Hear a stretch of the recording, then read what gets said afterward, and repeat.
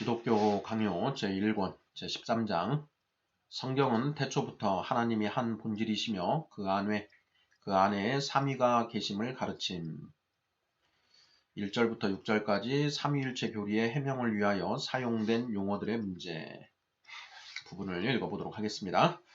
1절. 하나님은 본질이 무한하시고 영적임. 하나님의 무한하시고 영적인 본질에 관한 성경의 가르침은 일반 사람들의 헛된 망상들을 물리치는 데에는 물론 세속 철학의 교묘한 이론들을 반박하는 데에도 충분하다. 그 옛날 어떤 사람은 우리가 보는 것이든 보지 못하는 것이든 모든 것이 다 하나님이다 라고 매우 그럴듯해 보이는 발언을 하기도 했다. 그는 신성이 세계의 모든 개체에 주입되어 있다는 식으로 상상했던 것이다.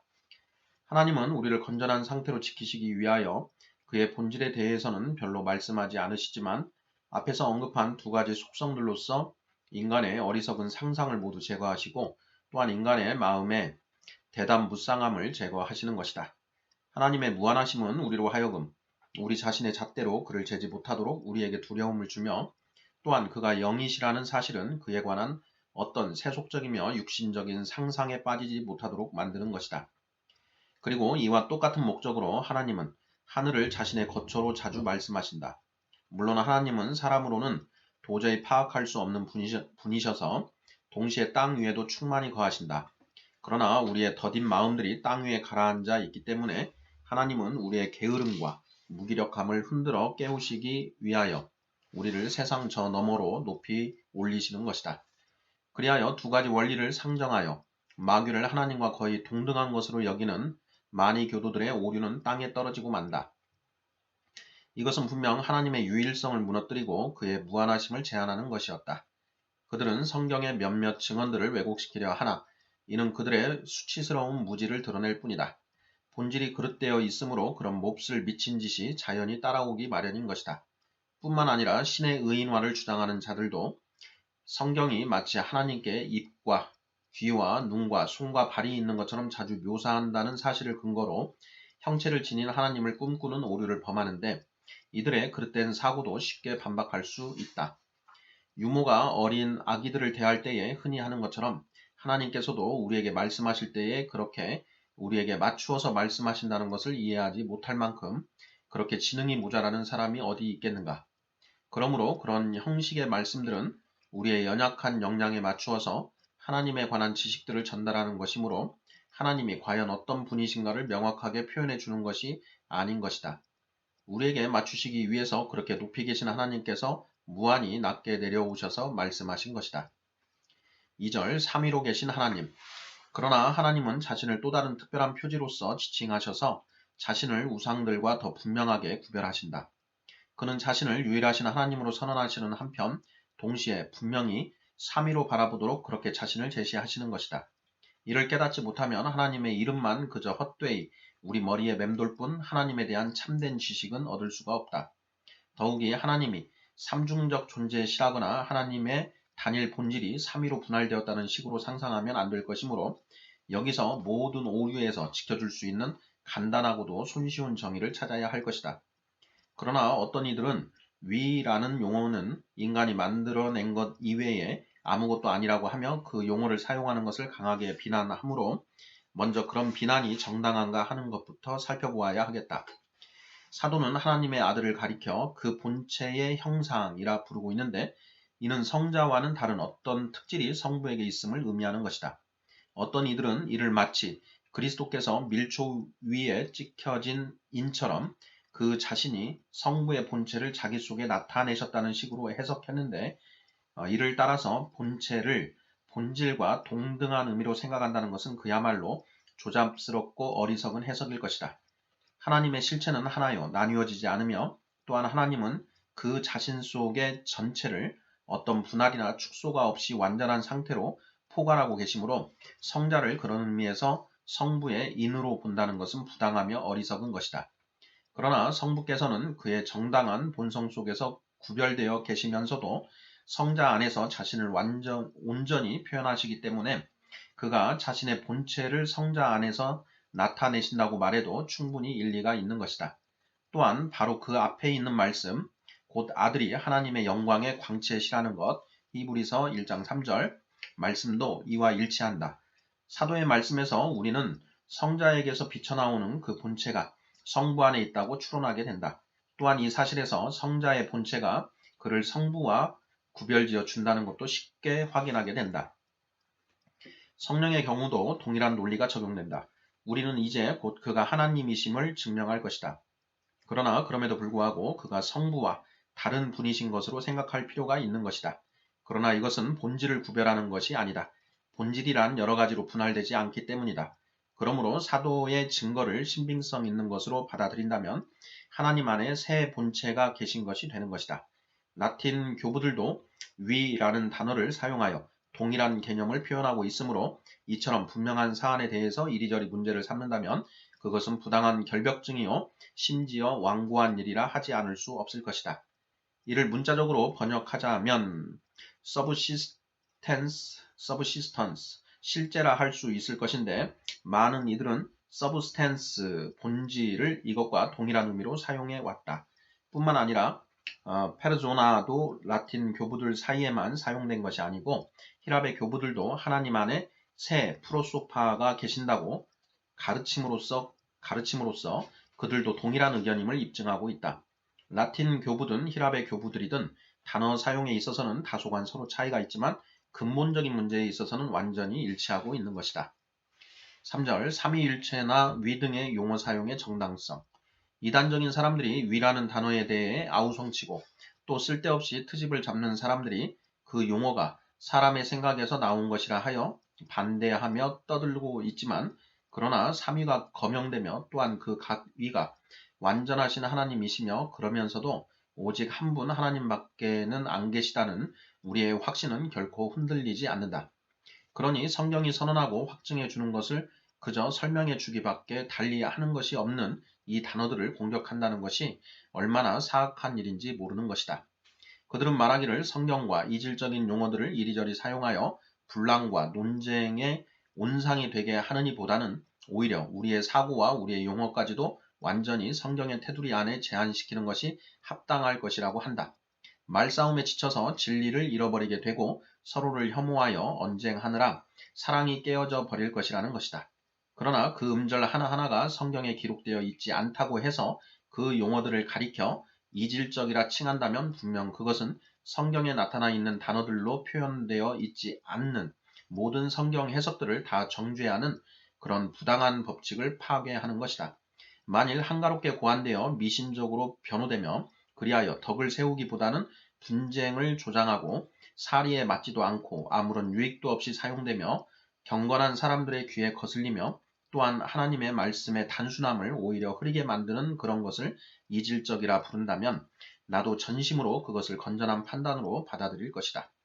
하나님에 대해서 생각하는 것 못지않게 하나님에 대하여 말하는 것도 경건하게 해야 한다고 여기기 때문이다. 우리 스스로 하나님에 대해 생각하는 것들이란 한결같이 아둔하며 따라서 하나님에 대해서 쓰는 우리의 언어 역시 어리석기 그지없는 것이다. 그러나 아무리 그렇더라도 무언가 기준이 있어야 할 것이다. 곧 생각과 말에 대한 확실한 규범을 성경에서 찾아서 그것에 준하여 생각하고 말해야 한다는 것이다. 그러나 성경에 우리가 이해하기 곤란한 난해한 내용이 있을 경우에 그것들을 좀 더 명확한 언어로 설명하지 못할 이유가 어디 있겠는가? 성경의 진리를 높이고 그것을 신실하게 전달할 수 있는 언어를 그것도 지극히 삼가는 자세로 필요한 경우에 조심스럽게 사용하지 못할 이유가 어디 있겠는가? 이에 대해서는 여러 가지 신뢰들이 있다. 더욱이 삼위일체나 위 등의 용어들을 교회가 불가피하게 사용할 수밖에 없게 되어 있다는 것이 입증된 마당에 무슨 말을 할 수 있겠는가? 누구라도 그 용어들의 색다른 점을 책잡는다면 그것은 진리를 쉽고 명확하게 해주는 것을 책잡는 것 이외에 아무것도 아닐 것이니 그런 사람들이야말로 진리의 빛을 거스르는 자로 판단을 받아야 마땅하지 않겠는가? 4절 삼위일체나 위 등의 용어 사용의 필연성. 그러나 진리를 거슬러 거짓된 비난을 늘어놓는 자들을 대적하여 진리를 바로 세울 때에는 이런 색다른 용어들이 매우 유용하다. 오늘날 우리는 순결하고 건전한 교리를 대적하는 자들을 공격하는 일에 끊임없이 노력을 기울여야 하는 경험을 너무나도 많이 하고 있다. 이 교활한 뱀들은 담대하게 추적하여 붙잡아 분쇄하지 않으면 민첩하게 요리조리 빠져 도망쳐 버리는 것이다. 그리하여 옛 사람들은 이단들이 만들어내는 논쟁들로 괴로움을 겪을 때에 불경스러운 자들에게 조금도 빌미를 주지 않기 위해서 그들은 표현상의 애매함을 일종의 은신처로 삼기 때문에 조금도 이론의 여지가 없이 완벽한 용어들로서 자기들의 입장을 선언하지 않을 수 없었던 것이다. 아리우스는 성경의 증거가 너무도 명백하여 대항할 수가 없어서 그리스도가 하나님이시며 하나님의 아들이시라고 고백하였고 자기의 처신이 올바른 것처럼 보이기 위하여 다른 사람들의 견해에 동의하는 척하였다. 그러나 한편 그는 그리스도께서 다른 피조물들처럼 창조되셨고 그가 존재하게 된 시발점이 있다고 주장하기를 그치지 않았다. 그리하여 옛 사람들은 그의 다재다능한 강교함을 그 은신처에서 끌어내기 위하여 한 걸음 더 나아가서 그리스도께서 성부의 영원한 아들이시요 성부와 본질이 동일하시다고 선언하였다. 그러자 아리우스파 사람들은 호모 우시우오스 동일 본질이라는 단어를 지극히 사악하게 미워하고 저주하기 시작하였고 그리하여 그들의 불경스러움이 만천하에 드러난 것이다. 그러나 만일 처음부터 그리스도께서 하나님이시라고 진정으로 전심으로 고백했더라면 그가 성부와 본질이 동일하시다는 것을 부인하는 일은 없었을 것이다. 과연 누가 감히 이 옛 사람들을 향하여 지극히 하찮은 한 단어 때문에 뜨겁게 논쟁을 불러일으키고 교회의 평화를 어지럽혔다고 하며 그들을 분쟁과 싸움을 조장하는 사람들로 매도할 수 있단 말인가. 그 하찮게 보이는 작은 단어 하나가 순전한 신앙을 지닌 그리스도인들과 불경스러운 아리우스 주의자들을 구별짓는 것이었으니 말이다.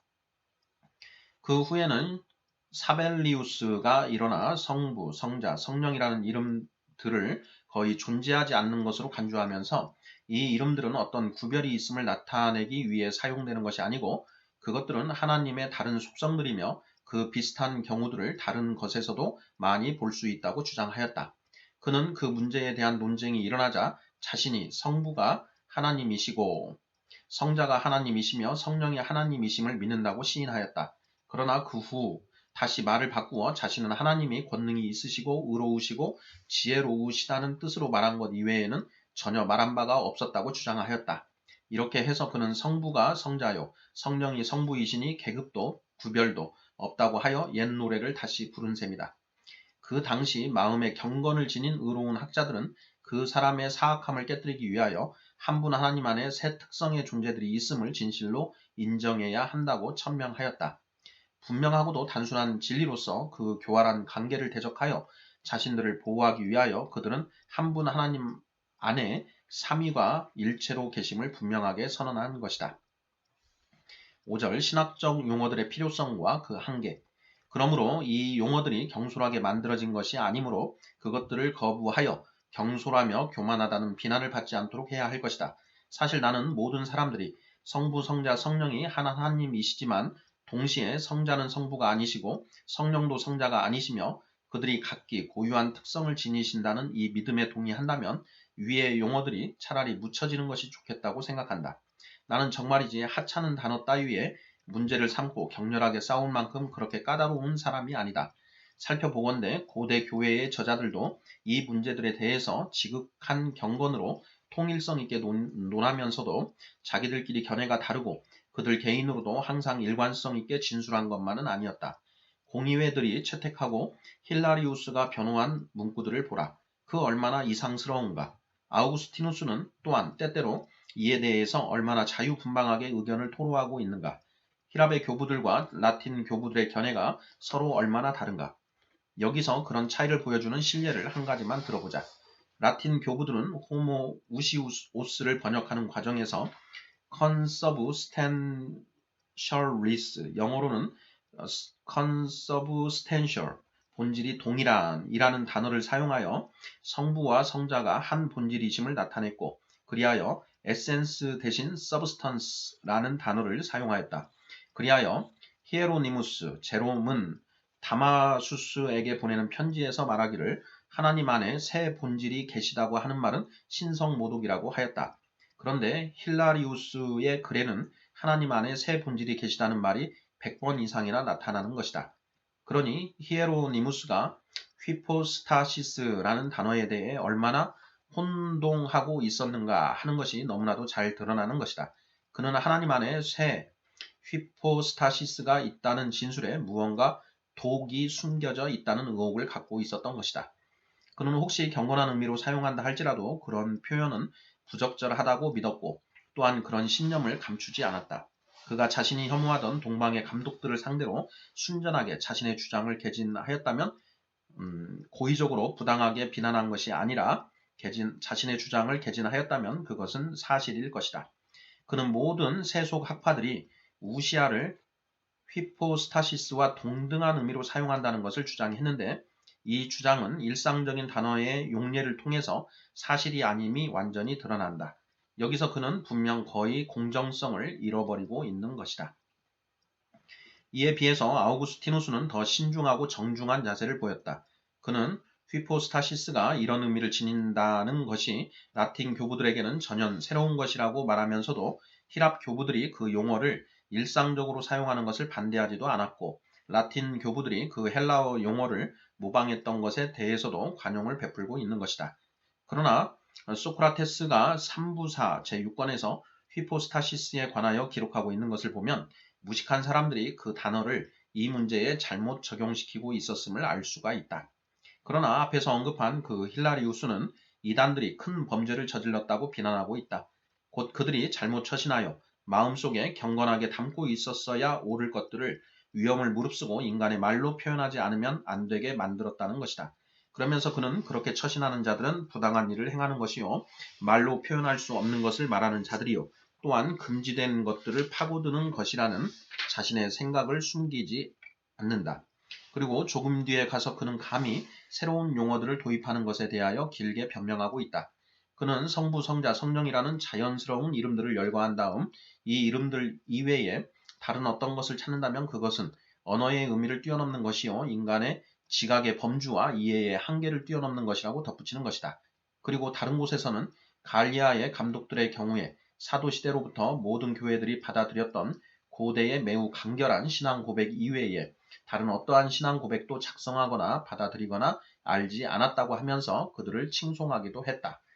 아우구스티누스의 변명도 이와 비슷하다. 그는 인간의 언어가 이처럼 중대한 문제를 다루기에는 너무나 빈약하므로 어쩔 수 없이 휘포스타시스라는 단어를 사용하게 되기는 했지만 그 본질을 표현하기 위한 것이 아니고 성부, 성자, 성령의 세 분이 계신다는 것에 대해서 침묵을 지키지 않기 위한 것뿐이라고 하였던 것이다. 이 거룩한 사람들이 보여준 이런 신중한 자세에서 우리는 교훈을 받아야 할 것이다. 곧 혹시 우리가 고안해낸 용어들에 대해서 인정하기를 원치 않는 자들이 있다 할지라도 그들이 교만과 완악함과 어울리지 않는 혈기로 그렇게 반대하는 것이 아니라면 그들의 그런 반대의 태도에 대해서 즉각적으로 마구 독피를 휘두른다든지 가혹하게 비난하는 일은 자제해야 한다는 것이다. 그리고 그들로 하여금 우리가 그런 용어들을 쓸 수밖에 없었던 그 사정을 깊이 생각하도록 하며 점점 그런 표현 형식의 유용성에 익숙해지기를 기꺼이 인정하도록 만들어야 할 것이다. 또한 한편으로는 아리우스파를 또 다른 한편으로는 사벨리우스파를 대항해야 할 경우가 생길 때에 그 문제를 피해갈 기회가 없어지는 것에 격분한 나머지 경솔히 처신하여 아리우스나 혹 사벨리우스의 제자들로 오인받는 일이 없도록 조심하도록 해야 할 것이다. 아리우스는 그리스도가 하나님이시라고 말하면서도 동시에 그리스도께서 지으심을 받았고 따라서 그가 존재하기 시작한 시점이 있다고 주장하였다. 그는 그리스도께서 성부와 하나라고 말하고는 자기파 사람들의 귀에는 그리스도께서 다른 신자들과 똑같이 물론 특별한 특권에 의해서이긴 하지만 성부와 연합되어 계시다고 은밀하게 속삭이기도 하는 것이다. 그리스도께서 성부와 본질이 동일하시다고 말하라. 그러면 성경에 아무것도 첨가하지 않으면서 이 변절자가 쓰고 있는 가면을 완전히 벗기게 될 것이다. 사벨리우스는 성부, 성자, 성령이 하나님 안에 어떤 구별이 있음을 의미하는 것이 아니라고 말한다. 이에 대해서는 삼위가 계시다고 말하라. 그러면 그는 여러분이 삼신을 거론하고 있다고 소리를 지를 것이다. 그러면 하나님의 한 본질 안에 삼위가 일체로 계신다고 말하라. 그러면 그것이야말로 성경이 진술하는 바를 한마디로 표현하는 것이요. 그것으로 그의 공허한 장광설이 그쳐질 것이다. 혹시 미신적인 염려에 빠져 있어서 이런 용어들을 도저히 용납하지 못하는 사람이 있다 하더라도 그 사람이 한 분을 이야기할 때에는 그것이 본질의 단일성을 의미하는 것으로 이해해야 하고 또한 그 사람이 한 본질 안에 세 분을 말할 때에는 이 삼위일체의 각 위들을 의미하는 것으로 이해해야 한다는 것을 아무도 부인할 수 없을 것이다. 이것을 꾸밈이 없이 순전하게 고백한다면 구태여 단어에 대해서는 문제 삼을 필요가 없을 것이다. 그러나 오래전부터 나는 단어들에 대해서 문제를 삼으며 고집스럽게 논쟁을 벌이는 사람들은 모두가 은밀하게 독을 조장한다는 것을 계속해서 경험해 왔다. 그러므로 희미하게 진술하여 그들을 기분 좋게 해주기보다는 의도적으로라도 그들에게 도전을 하는 것이 더 정당할 것이다. 6절 위격의 구별성. 그러나 단어에 대해서는 이 정도로 그치기로 하고 이제는 그 단어들이 의미하는 그 실체에 대해서 말하기로 하겠다. 위라는 것은 하나님의 본질에 속하는 하나의 실제를 의미하는 것으로서 다른 위격들과 관계하는 동시에 비공유적 특성에 의하여 구별되는 것이다. 우리는 실제라는 용어를 본질과는 무언가 다른 것으로 이해한다. 만일 말씀이 그저 하나님이시고 그러면서 그 외에 다른 특징적인 표지가 전혀 없었다면 말씀이 항상 하나님과 함께 계셨다는 요한의 말은 잘못된 것이었을 것이다. 그러나 요한은 곧바로 그 말씀이 하나님 자신이시라고 덧붙임으로써 우리에게 하나님이 하나의 단일한 본질이심을 상기시켜주고 있다. 그러나 성부 안에 거하지 않으면 그가 하나님과 함께 계실 수가 없으므로 실제의 개념이 제기된다. 그런데 그 실제는 본질과 분리할 수 없도록 연결되어 있으면서도 특별한 표지가 있어서 그것을 통해서 본질과 구별되는 것이다. 자, 내 말의 뜻은 새 실제들이 각기 다른 실제와 연관되어 있으면서도 그 자체의 특성을 통해서 다른 실제와 구별된다는 것이다. 그 관계가 여기서 분명하게 표현되고 있다. 왜냐하면 그저 하나님이라고만 언급되고 그 외에 다른 구체적인 내용이 없을 때에는 그 이름이 성부에게는 물론 성자나 성령에게도 적용되기 때문이다. 그러나 성부를 성자와 비교하게 될 때에는 각자의 특성이 서로 구별되는 것이다. 뿐만 아니라 각 위에게 개별적으로만 해당되는 것은 상대방과 공유할 수 없다고 본다.